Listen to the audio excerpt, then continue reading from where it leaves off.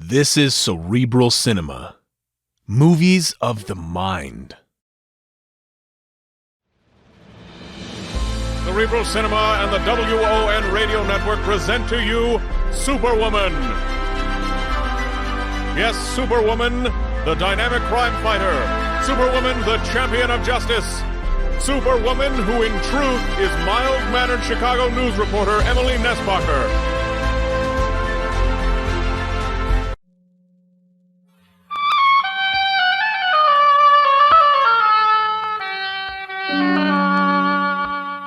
In a narrow street off Cairo's native quarter, not far from the Mosque Sultan Hassan, stands the Café Tambourine, clouded with the smoke of Oriental tobaccos, crowded with forgotten men from the world's waterfronts. The Café Tambourine. I own it. My name's Rocky Jordan.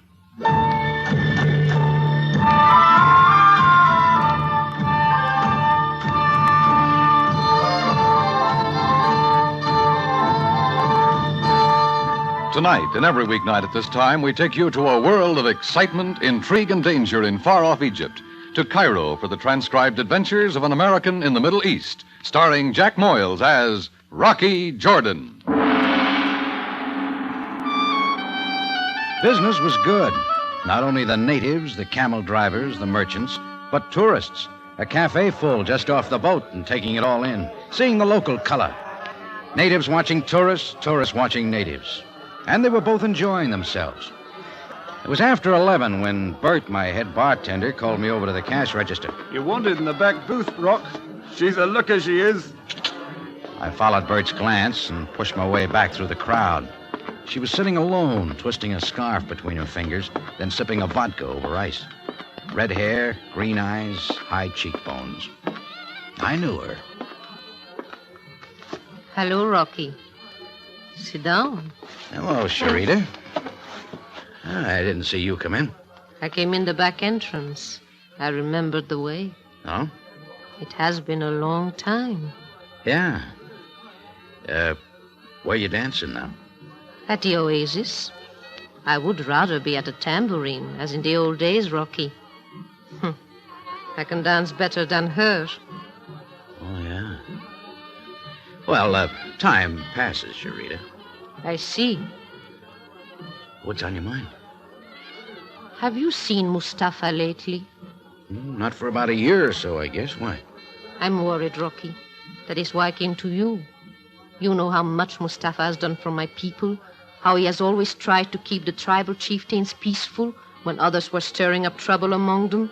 Well, I don't go in for politics, Sharita, but I know Mustafa saved my life once, and that's good enough for me. He has always regarded you as a son, Rocky. What's the matter? Is he in trouble? There has been much unrest lately. Mustafa has established secret headquarters to avoid an outbreak. He has left Cairo. Well, that's not unusual for him. But tonight, earlier, while I was dancing at the Oasis Club, I saw a man named Arubin at one of the tables. You know him? I know his name. I've never run into him. I hope you never do. He's evil, like a snake. I was startled to see him here in Cairo. He's wanted by the police. So, a character named Harubin's in town. What makes you think he's after Mustafa? Around the Oasis, they are saying death to Mustafa. Arubin is here for that. He is the assassin. Rocky, someone must find our leader, must warn him. What about the police? You know they will not act. There is politics at police headquarters as elsewhere. Will they take sides in a tribal war? You know they will not. Well, I'm sorry, Sharita. I'm afraid tribal wars are a little out of my line, too. Rocky, there is no one else I can turn to. I would go myself if I knew where to look. You have the contacts. You are trusted. You can find Mustafa and warn him in time. The leader of my people once saved your life. Can you be unwilling to save his? All right, Sharita. All right. I'll see what I can do. She left, the tall, willowy body disappearing through the crowd, and I was left with her story and her check. But the memory of Mustafa hung on, an old man who held a kind of religious power over his people, but like most leaders, was constantly being challenged for control. I left the tambourine and headed for a bazaar in the native quarter. One of Mustafa's contacts owned a rug shop there. Maybe he could get word to his leader. Then across the street and paralleling me, I spotted a native in a burnoose. I slowed down, so did he. I speeded up. He followed suit. I reached a corner, then I saw another guy across the street starting toward me. I turned right, and a third one appeared down the street ahead of me. I stopped, then suddenly an English sedan turned the corner and pulled up beside me. Good evening, Mr. Jordan. Won't you get in? I don't need to be invited twice, thanks.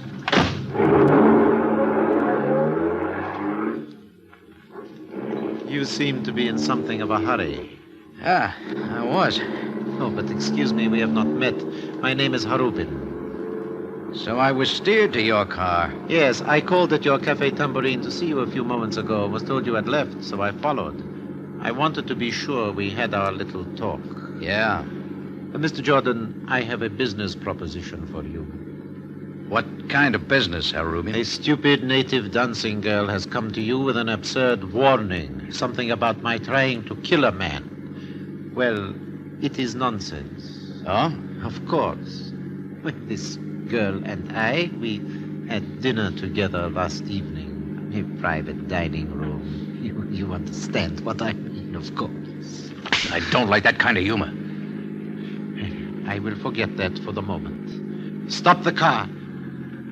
Jordan, if you make one move outside the Cafe Tambourine in the next 48 hours, you will be shot dead on the street. Do you understand that?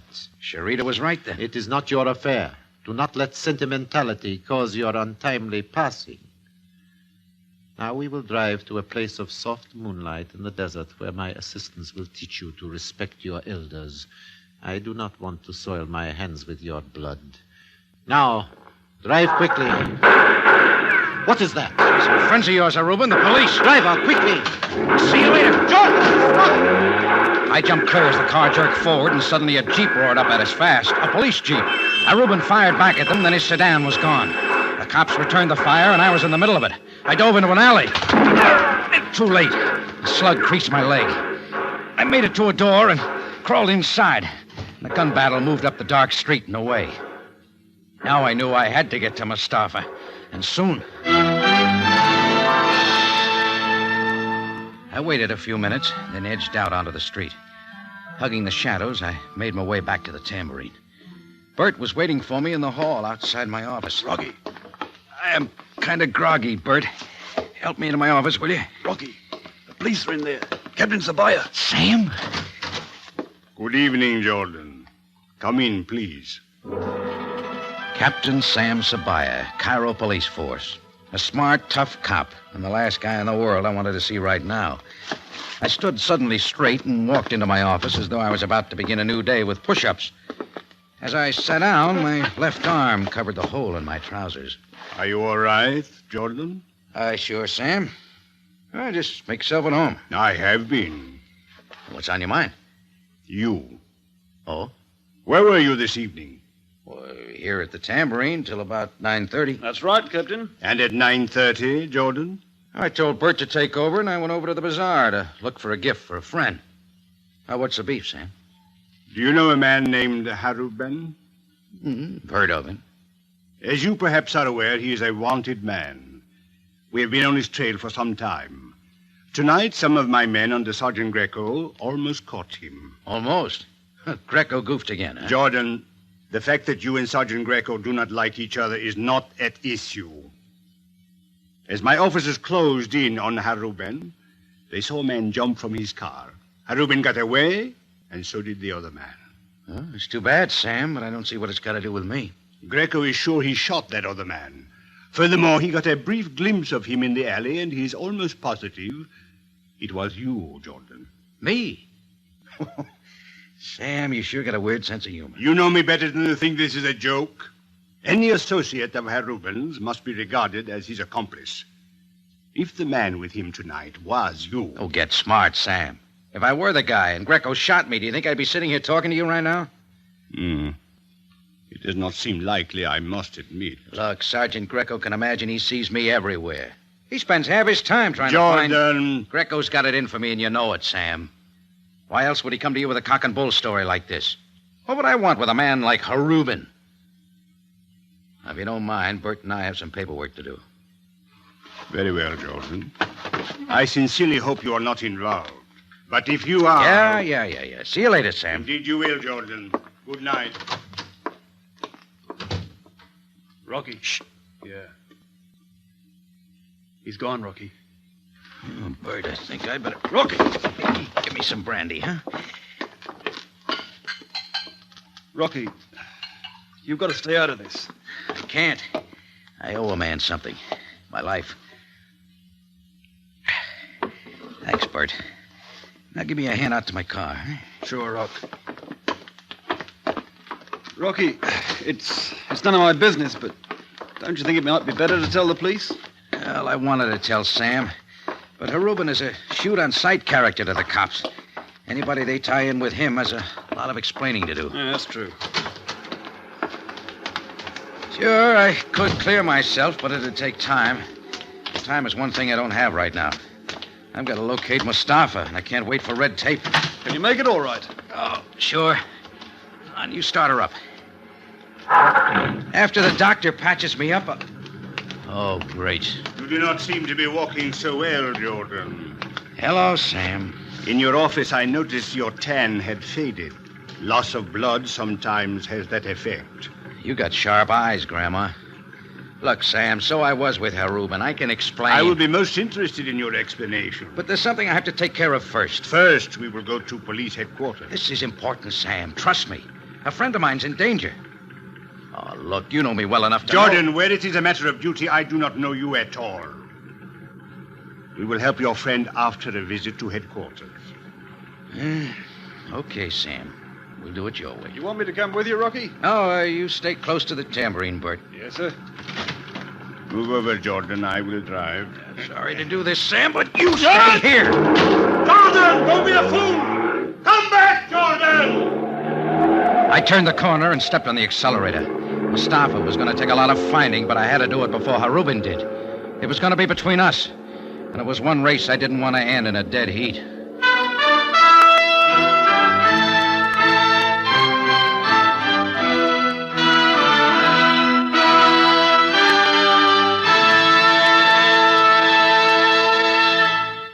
Rocky Jordan.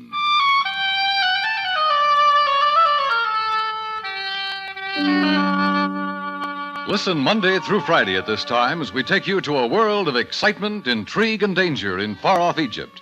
To Cairo for the transcribed adventures of an American in the Middle East, starring Jack Moyles as Rocky Jordan.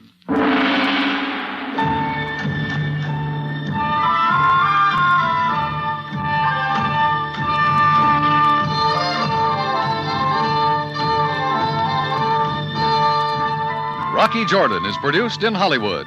This is the CBS Radio Network.